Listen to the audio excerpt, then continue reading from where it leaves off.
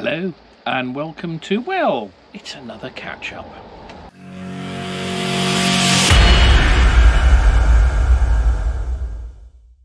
So I am, just doing some adjusting there. I am sat in a lay-by, in fact it's my special lay-by that I go to just outside Cheltenham, a place called Andoversford. And I can't guarantee I'm here every day, but whenever I bring Noah back to Cheltenham, I sort of come and stay here. No, I got that wrong. When I stay with Noah in Cheltenham and I've sort of got time to kill in the middle of the day, I come here. Now, I don't know how well you can see it. It's pouring down with rain. We're all mistied up. So I'm going to have a quick look, but I and the camera will get wet. And there's a big lake-like puddle there.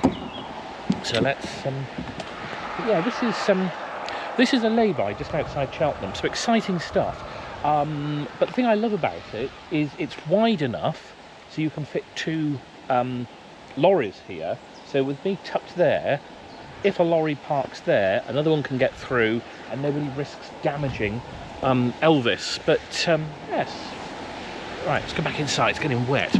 So I thought I'd do a little update. I'm trying as much as is possible to do more and more now, because I've obviously just come back after my little sort of sabbatical of 7 weeks or what have you of making videos.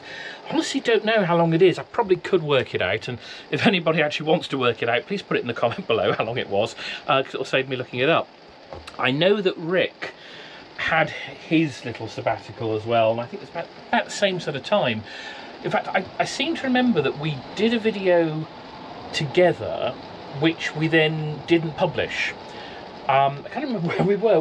We sort of abandoned it halfway through. We just couldn't think of anything to say. But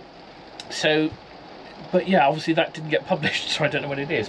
So today, I am doing some admin as always. Look at that. Look at his hair. I basically just sat here killing time. I've got a meeting, a Zoom meeting at 11 o'clock, which I've got the laptop also ready and set up for. I've started doing some funerals again, just a few, and I know, one day I'm giving them up, and the next day I'm starting them again, then I'm giving them up, and I'm starting them again. I think the honest truth is that, I will always do some. It's in my blood. It's something that I like to think I can make a difference with. And I was offered one yesterday morning. And I've emailed the family already, and I'm just about to phone them as well this morning to have a little chat. But this was one that the lady that's passed away, I did her husband's funeral, so it's, there's a real connection there, and as much as, I remember going and meeting with her several times, this lady. I'm obviously not saying her name, for confidentiality reasons, but I even looked on Google Maps to think, well, I couldn't remember the house, could I park there? And then all sorts of other memories started coming back. I thought, oh yes, I remember parking there. I remember which car I was driving in. It was John, in fact, that I drove there in. And just the little conversations. I remember the layout of the kitchen as I went in. And yes, it brings all sorts of memories back, really. And I think that's the reason I'll probably always do funerals.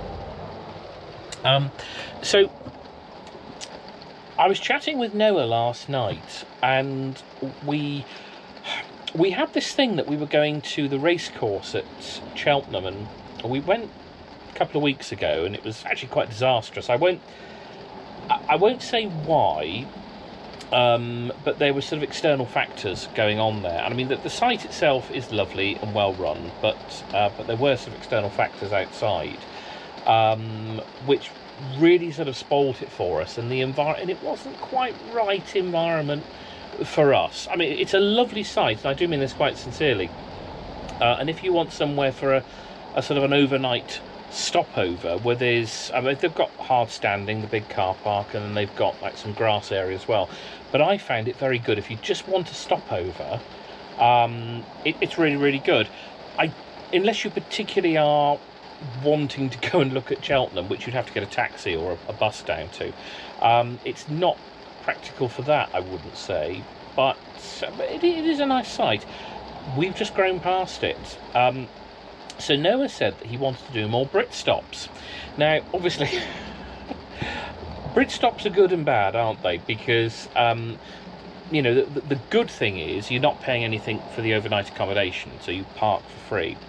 But on the flip side of the coin, you are paying for, you know, if I do it with Noah, 2 meals, 2, 3, 4 drinks, a couple each.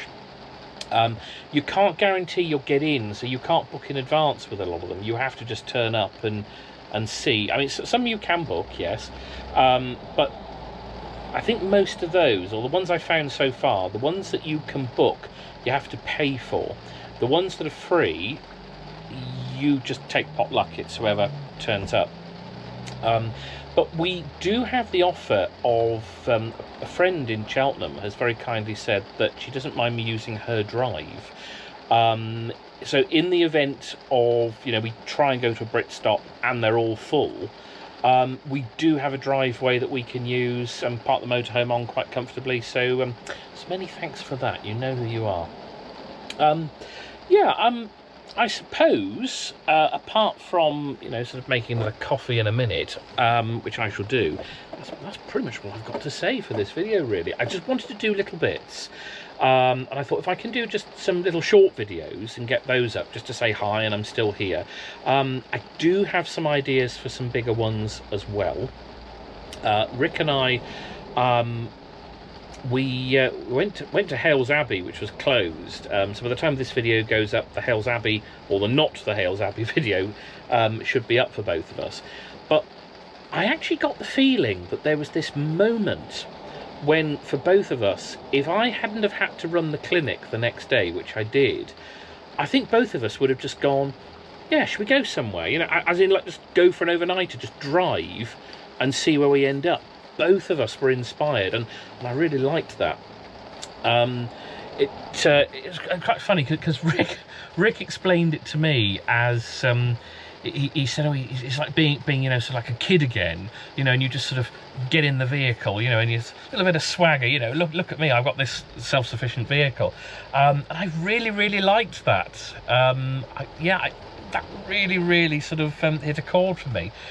There is just something wonderful about driving Elvis, and you go out and about, and you sort of sat up high driving position, and you sort of, yeah, you know, I'm pretty cool.